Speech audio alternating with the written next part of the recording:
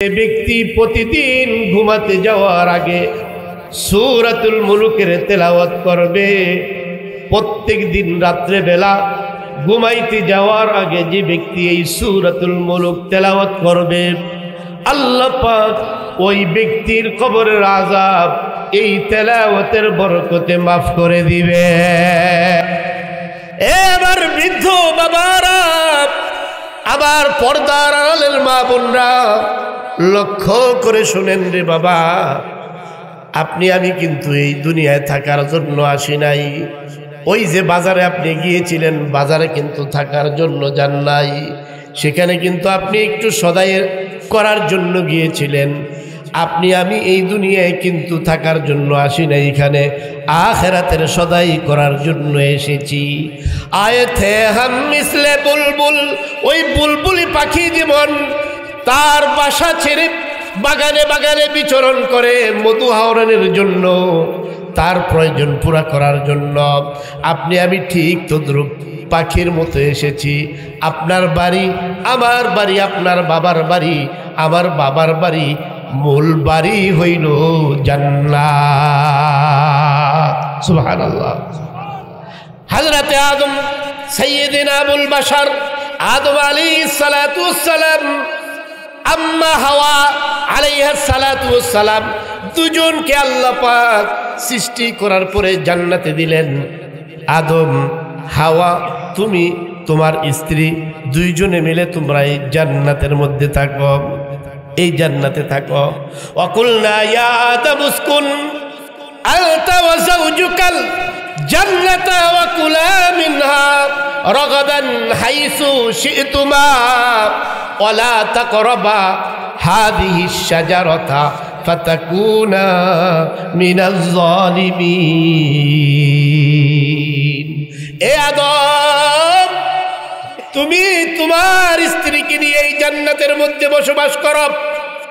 বুঝা গেল আমাদের পৈতৃক বাড়ি এই দুনিয়া নয়, আমাদের পৈতৃক বাড়ি হলো কোথায় বাবা? জোরে বলতে হবে, আমাদের পৈতৃক বাড়ি কোথায়? জান্নাত। আমাদের পৈতৃক বাড়ি হলো জান্নাত। এই পৈতৃক বাড়িটা আমাদের হাতছাড়া হয়ে গেছে, এখন আমাদের দখলে নাই। না আছে? দখলে আছে? ওই পৈতৃক বাড়িটা আমাদের হাতছাড়া হয়ে গিয়েছে। সেই বাবার বাড়িটা যেন আমরা ফিরে পাই, আল্লাহ তাআলা দুনিয়ার মধ্যে পাঠিয়ে দিলেন, যাও দুনিয়াতে যাও, যাইয়া বাবার বাড়ি পাওয়ার জন্য, দুনিয়ায় যেমন বাড়ি পাওয়ার জন্য পর্সার প্রয়োজন হয়, দলিলের প্রয়োজন হয়, খাজনাকারীদের প্রয়োজন হয়, আল্লাহ পাঠাই দিলেন এই দুনিয়ায় ইবাদত হইল তোমার জন্য। আখিরাতের বাড়ি পাওয়ার দলিল, পর্সা, খাজনা, তুমি এই দুনিয়ায় আইসা আখিরাতের কিছু সামান জোগাড় করে আমি আল্লাহর কাছে আসো। আর যদি সামান নিয়া আমার কাছে আসতে পারো, আমি আল্লাহ তোমাদের বাবা মার পৈতৃক বাড়ি জান্নাতুল ফেরদাউস তোমাদের হাতে বুঝাইয়া দিব। সুবহানাল্লাহ, আল্লাহু আকবার, আল্লাহু আকবার।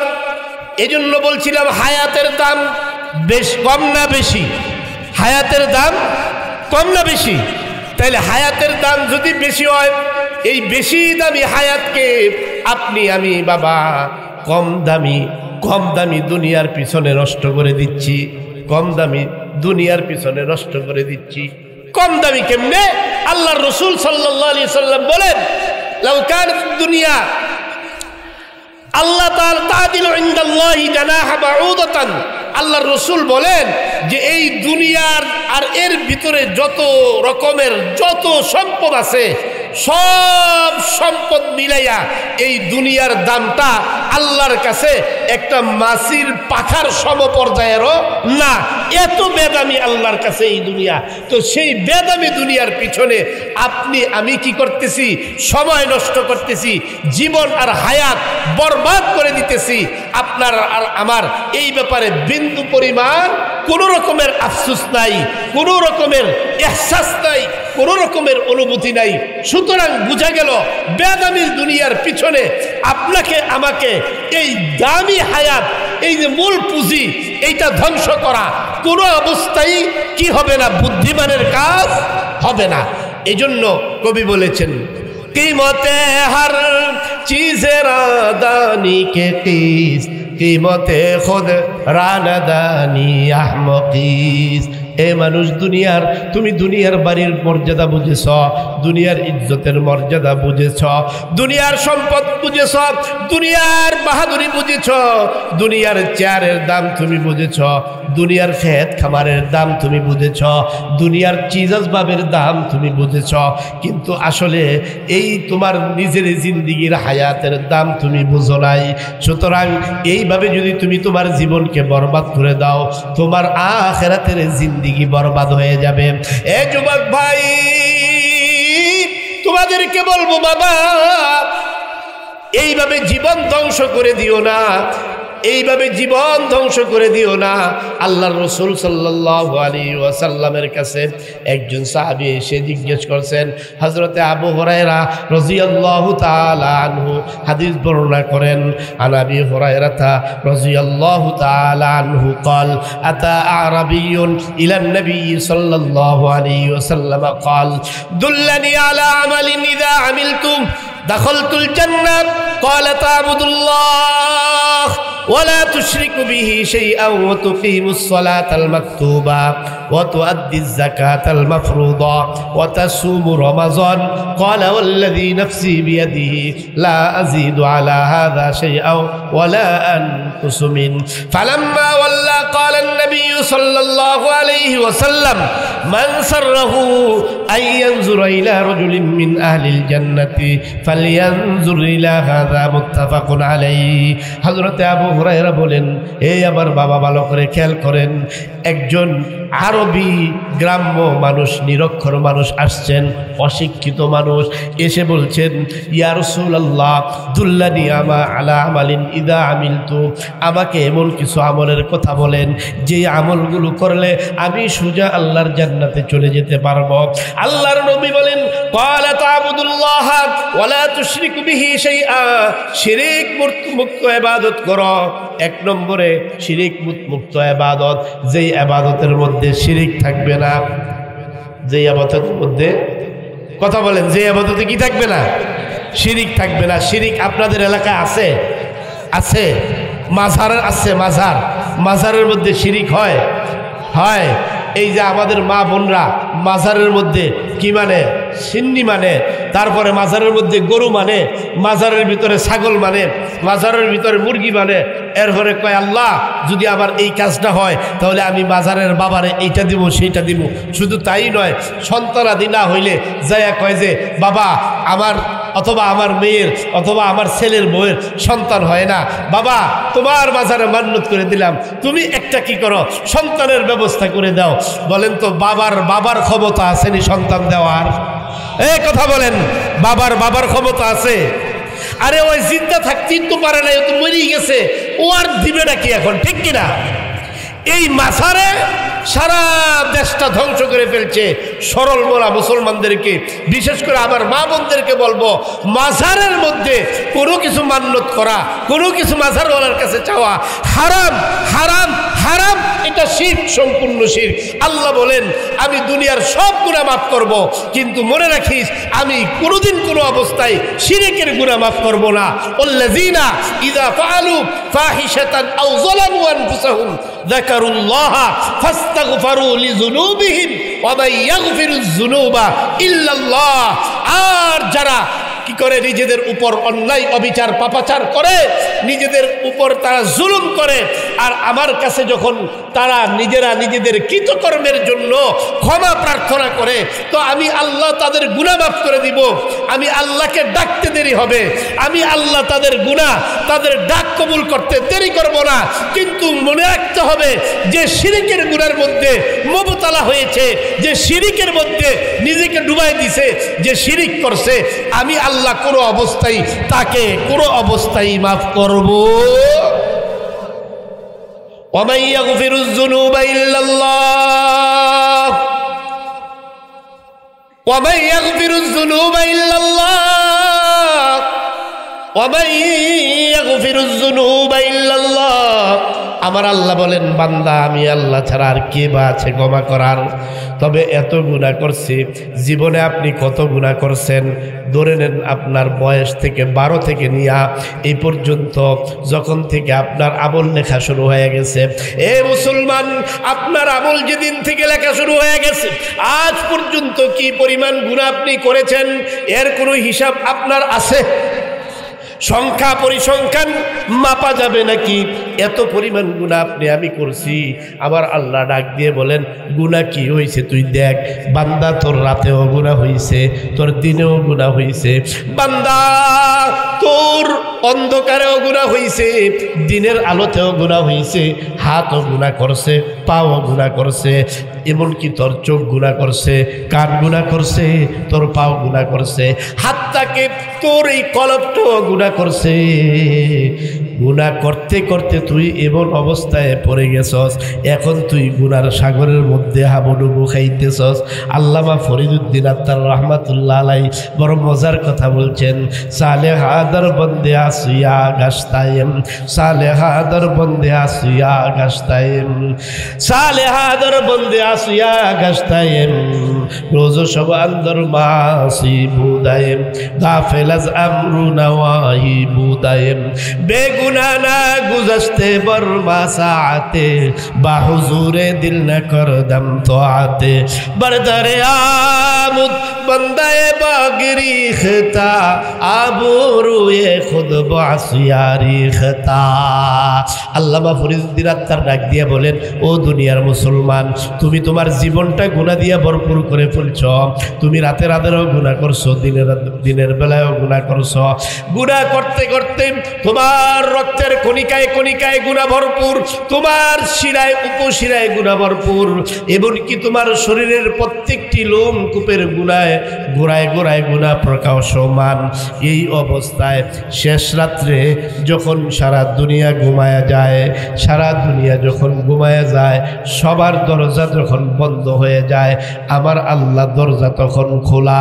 ওই সুন্দর বনের গহীন অরণ্যের হিংস্র প্রাণীগুলোও ঘুমায়া যায়, সমুদ্রের মৎস্যকুল হিংস্র প্রাণীগুলোও যখন ঘুমায় যায়, ওই শেষ রাত্রে ওইটা তুমি শীতের রাত্রে একটু অজু বানাইয়া আমার আল্লাহর কদমের মধ্যে 2টা সিজদা দিয়া এরপরে হাত উঠাইয়া আমার আল্লাহর ডাক দিয়া বলো, ইয়া ইলাহি গরকে দরিয়া গুনাহম, या इलाही गर के दरिया गुनाहम, तुमी दानी व खुद हस्ती गवाहम, अंदर आदम कल्बदन जानम बुरी, अज़्ज़हाबानूरे मानम बुरी, दुआ खस्तम बदर गाये इलाही, हयात दौलत इल्मे व আমলে দারাজি।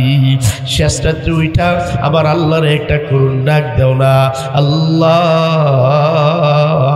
দুনিয়ার সবাই ঘুমাই গেছে রে আল্লাহ, আমি আমার গুনার ধারণায় ঘুমাইতে পারি নাই। রব্বুল আলামিন রে মালিক, আসমানের মালিক, জমিনের মালিক, ও সারা দুনিয়ার স্রষ্টা আমার মাওলা, আমি গুনার কথা স্মরণ করে তো ঘুমাইতে পারি নাই রে আল্লাহ। আল্লাহ এই শেষ রাত্রে ওইটা তোমার আমি ডাকলাম, আল্লাহ তোমার জাহান্নামের আগুন আমি সহ্য করতে পারবো না। আল্লাহ দুনিয়ার মোমবাতির আগুন এক মুহূর্তের জন্য শরীরে রাখতে পারি না, তোমার জাহান্নামের আগুনকেও সহ্য করতে পারবো না। এই কথা বইলা জাহান্নামের ভয়ে আল্লাহর কাছে ক্ষমার ভিক্ষার হাতটা উঠাইয়া দিয়া যদি 2 ফোঁটা চোখের পানি ছেড়ে দেওয়া যায় রে বাবা, আমার নবী বলেন তোমার চোখের পানি নাকের ডগায় আসতে দেরি হবে, আমার আল্লাহ তোমাকে মাফ করতে দেরি করবে যাবে না সুবহানাল্লাহ। ইন্নাল্লাহা ইয়াবসুতু ইয়াদাহু বিল-লাইলি লিয়াতুবা মুসিউন নাহার ওয়া ইয়াবসুতু ইয়াদাহু বিন-নাহারি লিয়াতুবা মুসিউল লাইল হাত্তা তাতলুআ আশ-শামসু মিন মাগরিবিহা। আল্লাহ তাআলা হাদিসে কুদসিতে বলেন, যখন সকাল হয়ে যায় আল্লাহ পাক তার কুদরতের দুইটা হাত বান্দাকে ক্ষমা করার জন্য জমিনের মধ্যে প্রসারিত করে দেন। এইভাবে আবার যখন সন্ধ্যা হয়, যারা রাতের অন্ধকারে গুনাহ করছে দিনের বেলা তারা ক্ষমা চাবে।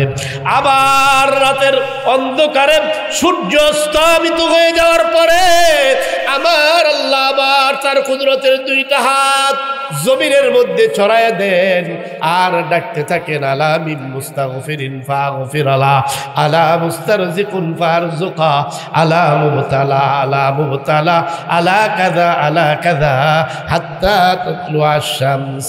আল্লাহ তাআলা এইভাবে আবার রাতের অন্ধকারে নিজের কুদরতের দুইটা হাত জমিনের মধ্যে প্রসারিত করে দিয়ে ডাকেন, এ দুনিয়ার মানুষেরা, আমার বান্দারা, তোরা যারা দিনের আলোতে গুনাহ করেছিলি, আমি আল্লাহ তোদেরকে ক্ষমা করে দেওয়ার জন্যে আমার হাত দুইটা বিছায়া দিলাম।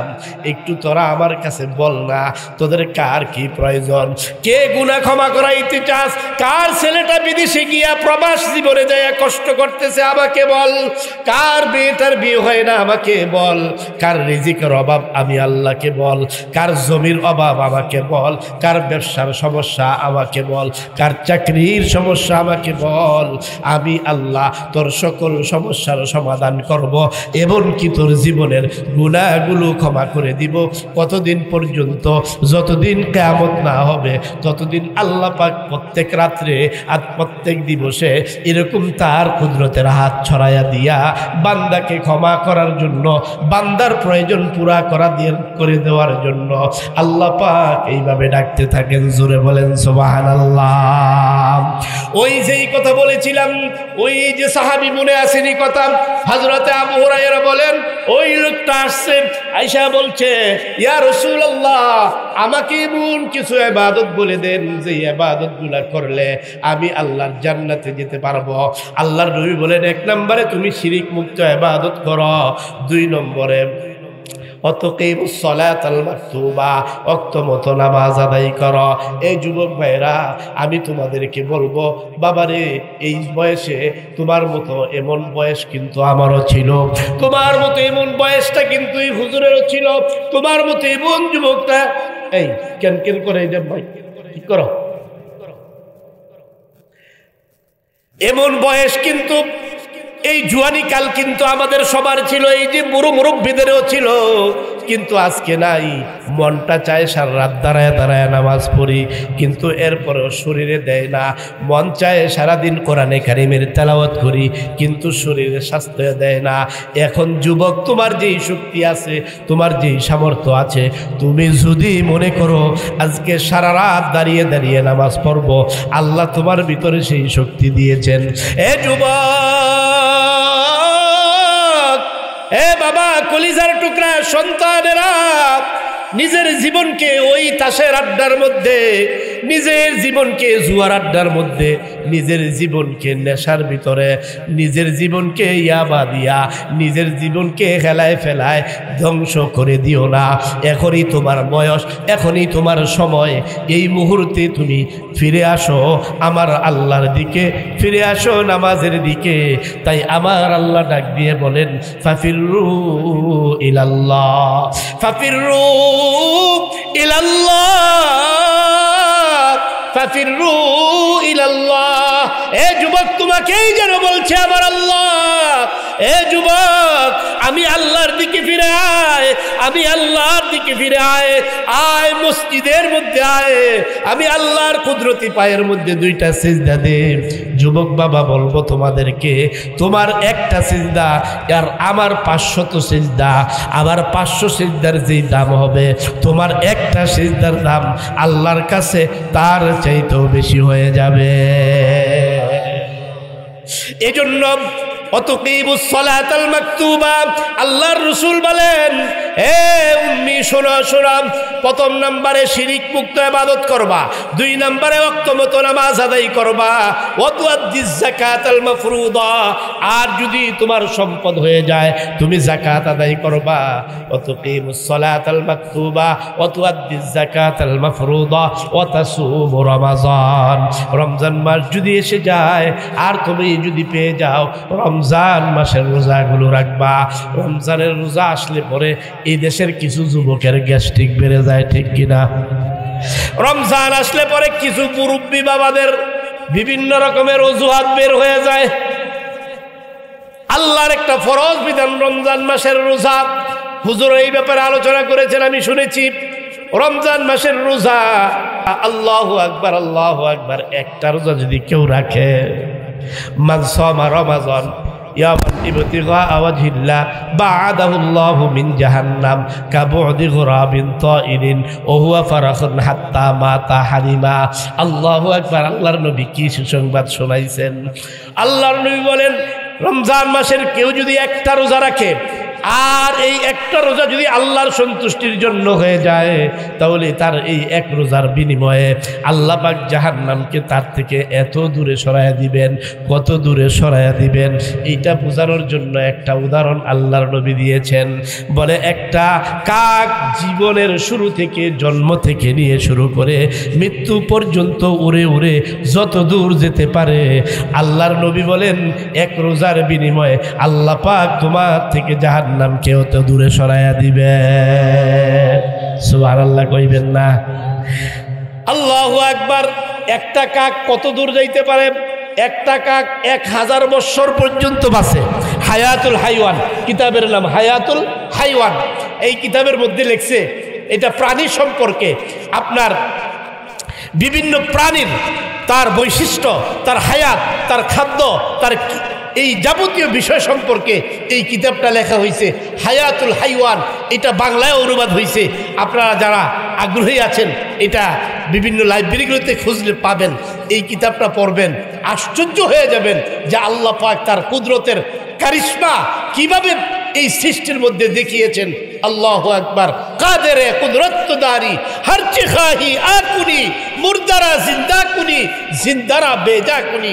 ওই কিতাবের মধ্যে লিখছে যে একটা কাক কমপক্ষে 1000 বছর পর্যন্ত বেঁচে থাকে। সুবহানাল্লাহ সুবহানাল্লাহ। আর একটা কাক যদি দিন রাত 1000 বছর পর্যন্ত খালি উড়তেই থাকে, উড়তেই থাকে, আনুমানিক কত দূর? আপনাদের শরীয়তপুর তো পার হইতে পারবে না?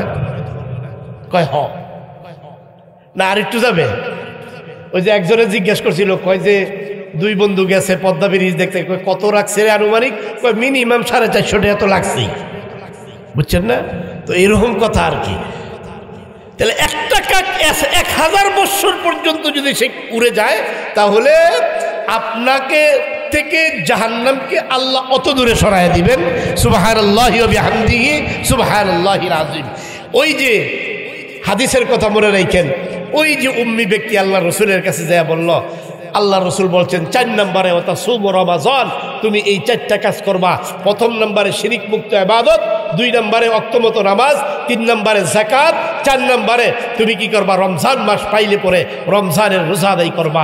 এইবার লোকটা قال والذي نفسي بيده لا ازيد على هذا شيئا ولا انقص منه। বলে ইয়া রাসূলুল্লাহ, আপনি সাক্ষ্য থাকেন ওই জাতের কসম যে আল্লাহর হাতে আমার এই প্রাণ, সেই আল্লাহকে সাক্ষ্য রেখে আমি বলছি, আপনি আমাকে যেই নসিহতগুলো করলেন, আপনি যেই 4টা সবক আমাকে দিলেন, ইয়া রাসূলুল্লাহ, এই 4টা সবক আমি এর থেকে বাড়াবো না, লা আজিদু ওয়ালা আনকুসু মিন, বাড়াবো না কমাবো না। আপনি যা বলছেন হুবহু আমি এইভাবেই আমল করব। এই কথা বলে লোকটা মসজিদে নববী থেকে বের হয়ে যাচ্ছে। আল্লাহর রসুল ডাক দিয়ে বলতেছেন সাহাবায়ে কেরামকে, এ আমার সাহাবীরা কোথায় আসো? মান সাররাহু আন ইয়ানজুরা ইলা রাজুলিন মিন আহলিল জান্নাতি ফালইয়ানজুর ইলা হাযা মুত্তাফাকুন আলাইহি। তোমরা কেউ যদি জান্নাতি মানুষ দেখতে চাও, ফালাম্মা ওয়াল্লা ক্বালান নবী সাল্লাল্লাহু আলাইহি ওয়াসাল্লাম, লোকটা যখন যাচ্ছে আর আল্লাহর রাসূল সাহাবীদেরকে ডাক দিয়েছেন, আসো আসো তাড়াতাড়ি আসো তোমরা। ইয়া রাসূলুল্লাহ কি হয়েছে? বলে কেউ যদি জান্নাতের মানুষ দেখতে চায়, ওই যে তাকায়া দেখো মসজিদে নববী থেকে যেই লোকটা বের হয়ে যাইতেছে, এই লোকটাই জান্নাতি লোক। সুবহানাল্লাহ। মান সাররাহু আন ইয়ানজুরা ইলা রাজুলিন মিন আলিল জান্নাতি ফালইয়ানজুর ইলা হাযা মুত্তাফাকুন আলাইহি। ও বন্ধুরা, আমার সম্মানিত ভাইয়েরা, আমার পর্দার আড়ালের মা বোনদেরকে আমি বলবো, ওই যে হায়াত নামক পুঁজি আপনাকে আমাকে দেওয়া হয়েছে, একদিন মা আপনি এই বাড়িতে আপনার স্বামীর বাড়িতে লাল শাড়ি পরে এসেছিলেন, সেই দিন কিন্তু বেশি দূরে নয়, এই ঘর থেকে আপনি আবার সাদা কাফনের শাড়ি পরে বের হতে হবে। কথা ঠিক কিনা? সুতরাং মা বোনদেরকে বলবো, মা বোনরা রোজায় মাশাল্লাহ পাক্কা, নামাজে মাশাল্লাহ ধাক্কা। মা বোনরা দেখবেন রোজা খুব ভালো রাখে, দেখবেন বিশেষ করে নফল রোজা খুব বেশি বেশি রাখে না? আপনাদের এলাকায় নাই এটা? মা বোনরা নফল রোজা খুব বেশি রাখে, কিন্তু নামাজের বেলায় খুব বেশি গাফলতি আর অলসতা করে। এই জন্য মা বোনদেরকে বলবো, আপনি যদি ঠিক হয়ে যান তাহলে আপনার ঘর ঠিক, কারণ ঘরের হোম মিনিস্টার যদি ঠিক হয়ে যায় তাহলে ছেলে মেয়ে তো এমনিই ঠিক, আপনিও সোজা আমিও সোজা। ওই একটা জায়গা দুনিয়াতে আছে যেই জায়গায় যায় আর বড় হুজুরগিরি দেখানো যায় না। প্রেসিডেন্ট যায় ওখানে কি শেষ, বড় হুজুর যায় ওইখানে কি না, এই ম্যাডামের কাছে শেষ। এই জন্য মা বোনদেরকে বলবো, ও আমার মায়েরা, পর্দার আড়াল থেকে আপনারা নিশ্চয়ই শুনছেন, আপনারা নামাজটাকে প্রতিষ্ঠা করেন, আপনার ঘরে আপনি নামাজ কায়েম করেন, আপনার ছেলে মেয়েদেরকে নামাজি বানান, আপনার স্বামীকে নামাজি বানান, আপনি নিজে পর্দায় চলেন, স্বামীর খেদমত করেন। যেই কাজটা সবচেয়ে বেশি বর্তমানে জরুরি ফরজ, সেটা হইল এখনকার মা বোনেরা, বিশেষ করে এখনকার মেয়েরা, মারা তো যাক একটা সময় পার করছে, এখনকার মেয়েরা আর কি বলে স্বামীরে মানতে এমন একটা চায় না, তোয়াক্কা করে না, ড্যাম কেয়ার। কারণ ওইটা হইলো লেডি, ওইটা হইলো লেডিস, বুঝছেন না? একটা লেডা আর একটা কি লেডি, এইটা যেরকম ওইটা ওইরকমই। তো কাজেই জেসকার লগে তেসকা, আমাদের এলাকায় বলে শুটকির সাথে বাগুন, জেসকার লগে কি তেসকা, শুটকির সাথে বাগুন। তুমি যদি বিয়ার আগেই মোটর সাইকেলের পিছে লইয়া খালি গিয়ার যদি বাড়াইতে থাকো, তাহলে বিয়ার পরে গিয়ার তো হ্যাটটাই তুমি শুনতেই, ঠিক কিনা? এই জন্য মোটর সাইকেলে বিয়ের আগে উঠানো বন্ধ করে দাও বাবারা, ঠিক আছে না? মোটর সাইকেলে উঠাইবা বিয়ার পরে, হালাল তরিকায় নিজের স্ত্রী নিয়ে ঘুরবা। তবে একটা জিনিস খুব দুঃখ লাগে, এই লাখ লাখ টাকার লেহেঙ্গা পরাইয়া এরপরে মনে করেন যে 10,000 20,000 টাকা দিয়ে ব্যাকআপ করাইয়া এই আহাম্মকের দলে এটারে ফুতুলের মতন চেয়ারে বসাইয়া গেট খুলে দেয়, যান আপনারা দেখেন ওর সাইতে মগা দুনিয়াতে আর আছে। আরে টাকা তোর, তুই শাড়ি কিনা দিলি, তুই লেহেঙ্গা পরাইয়া দিলি, তুই মেকআপের টাকা দিলি, দেখবি মন বুঝা তুই মগা কোথাকার মগা, ও পাবলিকরে লাগাই দিছে। যান আপনারা একটু দেখে আসেন, যান দেখে আসেন। আপনাদের এলাকার কথা বলি না, আমাদের ওই অঞ্চলে এই ঢাকার দিকে আছে, কুমিল্লার দিকে আছে, আপনাদের এদিকেও কি আছে নাকি? এটা তো জায়েজ আছে, ঠিক না? জায়েজ নাই, মাশাআল্লাহ। যদি জায়েজ না থাকে তাহলে আল্লাহর হস্তে এই কাজটা করেন না। এই সামাজিক কুসংস্কারটা এটা বন্ধ করা দরকার। আমাদের সমাজে, হিন্দু সমাজ থেকে এই কুসংস্কারটা আসছে। কি করতে হবে? বৌভাতের দিন, বৌভাত বলতে কোনো কথা নাই, আমাদের অলিমা হবে। অলিমার দিন কি করে? আপনার মেয়েকে বউকে সাজাইয়া দেখাইতে থাকে। এইটা কুসংস্কার, এটা হিন্দু আনা সংস্কৃতি। সবই যখন বাদ দিতেছেন, তাহলে সংস্কার যখন হইতেছে, তাহলে এই জায়গাটার মধ্যেও সংস্কার হওয়া দরকার আছে কি নাই? আচ্ছা, কথা যখন আসছে বলেই ফেলাই। আচ্ছা, বা শ্বশুর বাড়ির থেকে মোটর সাইকেল দিতে হবে, কার কার দরকার একটু হাত উঠান। শ্বশুর বাড়ির থেকে মোটর সাইকেল লাগবে এরকম যুবক ভাই 2-4 জন আছেন নাকি? আপনি কইবেন যে হুজুর আমি চাই না, সাবা সারাই দিয়া ফেলাই, কারণ আমি যে ইটালিয়ান। উনি কিলিয়ান? আরে কথা কয় না, উনি কিলিয়ান, ইটালিয়ান। আর আমার ওই মেয়ের বাবারও বুঝছেন কি যে দেখা পাগল হয় আল্লাহই জানে। কয়টা মাশাআল্লাহ ছেলে ইটালি থাকে। আপনাদের এই অঞ্চলে ইটালি বেশি, এই জন্য ইটালি বলি আমি। তাই না? কয় ছেলে ইটালি থাকে, মাশাল্লাহ ইটালি থাকে। তো ইটালি থাকে কি হয়েছে? ইটালির থেকে হয় কি ইটের স্বর্ণের 2টা ইট নিয়ে আসছে নাকি? কয় না হুজুর, ভালো মাল কামায়। কয় ছেলেটার কাছে দিতে পারলে দরকার হইলে এই মোটর সাইকেলে 1টা না 4টা দিব, এরপরও মেয়েটা ওইখানেই দিয়ে দিব। আছে না এরকম কিছু মা বাপ? ছেলে কি নামাজি নাকি বেনামাজি, কি কয় ওই যে আপনার গানে যায় নাকি সিনেমায় যায় নাকি আপনার ওই যে মদ পান করে নাকি ড্যান্স ক্লাবে যায়, কি করে না করে কোনো কিছুর খবরের দরকার নাই। ছেলে এটা নিয়ান, এটা দিই বাস। ছেলের মেয়ের মা আর মেয়ের বাবা কি হয়ে গেছে? পাগল হয়ে গেছে। আমি বলি এরকম পাগল হইয়েন না, যুবকরা আমার প্রতি আবার খেইপো না। তোমরা এমনি পাইবা ইটালিয়ান কি মোটরসাইকেল পাইবা, না চাইলেও পাইবা, কারণ তোমাদের এলাকায় এটা চলতেছে আমি জানি। এই জন্য মা বাবাদেরকে বলবো আপনি দিবেন অবশ্যই। আপনারা যখন এমন একটা পরিস্থিতি সৃষ্টি করবেন যে আমরা নামাজি ছেলে ছাড়া মেয়ে বিয়ে দিব না, আর ছেলেরাও যদি বলে নামাজি ছাড়া মেয়ে বিয়ে করবো না, আর পর্দা ছাড়া কোনো মেয়ে বিয়ে করবো না, ওই ছেলেরা আজকের থেকে তোমরা একটা স্লোগান দাও, এখন থেকে যেই মেয়ে পর্দা করবে না ওরে বিয়ে করবো না, যেই মেয়ে নামাজ পড়বে না ওরে বিয়ে করবো না। পারবা না? আর মেয়েরা তোমরা এখন থেকে একটা স্লোগান দাও, যেই ছেলে নামাজ পড়বো না আর তাসের আড্ডায় যাইবো, জুয়ার আড্ডায় যাইবো, ওরেও আমরা বিয়ে করবো না। এটা হলো মেয়েদের স্লোগান, এটা হলো ছেলেদের স্লোগান। দেখবেন ইনশাল্লাহ মা বাবারা যদি একটু ধাক্কা দেন তাহলে ইনশাল্লাহ আপনাদের সমাজ কি হয়ে যাবে? সুন্দর হবে, সংস্কার হবে। হবে কি হবে না বাবা? এই জন্য আজকে সময় এসেছে শুধু দেশ সংস্কার নয়, সময় এসেছে ব্যক্তিকে সংস্কার করার। এই জন্য ব্যক্তির সংস্কারের জন্য আল্লাহর রসুল বলেছেন, শোনো ব্যক্তি তো কি হয়ে গেছে? কুসংস্কার আচ্ছন্ন হয়ে গেছে, এই দিল খারাপ হয়ে গেছে, দেমাগ নষ্ট হয়ে গেছে, চক্ষু নষ্ট হয়ে গেছে, কান নষ্ট হয়ে গেছে। এগুলোর থেকে যদি ব্যক্তিকে সংস্কার করতে হয় তাহলে 2টা কাজ করতে হবে। একটা হইলো আকসিরু, বেশি পরিমাণ মৃত্যুর কথা স্মরণ করতে হবে। কি মৃত্যুর কথা কেমনে স্মরণ করব? তসবিলে বলবো মৃত্যু মৃত্যু মৃত্যু মৃত্যু মৃত্যু, মৌত মৌত মৌত, এরকম নাকি? মৃত্যুর কথা স্মরণ হবে এইভাবে। আসান যখন হয়ে গেছে আমার ভিতরে এই কথা স্মরণ হইতে হবে, আরে আমার তো মৃত্যু আসতেছে, মৌতের ফেরেশতা আমার পিছনে দৌড়াইতেছে, যে কোনো মুহূর্তে আমার জান কবজ হয়ে যাবে। সুতরাং এখন থেকে আমাকে নামাজ পড়তে হবে। এই যে আমি মৃত্যুর ভয়ে নামাজ ধরলাম, এটার নাম হইল মৃত্যুর ভয়, এটার নাম হলো মৃত্যুর ভয়। এই জন্য আল্লাহ বলেন, ইয়া আইয়ুহাল্লাযীনা আমানুত্তাকুল্লাহ হাক্কা তুকাতিহি ওয়া লা তামুতুন্না ইল্লা ওয়া আনতুম মুসলিমুন। হে মুসলমান, হে ইমানদার, আল্লাহকে ভয় করার মতো প্রকৃত অর্থে ভয় করো। আর ভয়টা তখনই বোঝা যাবে তুমি যখন মৃত্যুর কথা স্মরণ করবে। আর এই মৃত্যুর স্মরণ হওয়ার পরে তোমাকে ওই স্মরণ আল্লাহর ইবাদতের মধ্যে নিয়ে আসবে। কথা ঠিক কিনা? এজন্য ভাই বেশি পরিমাণ মৃত্যুর স্মরণ করতে হবে। 2 নম্বরে বেশি পরিমাণ কোরআনে কারীমের তেলাওয়াত করতে হবে। কোরআনে কারীমের তেলাওয়াত তো আমি পারি না হুজুর।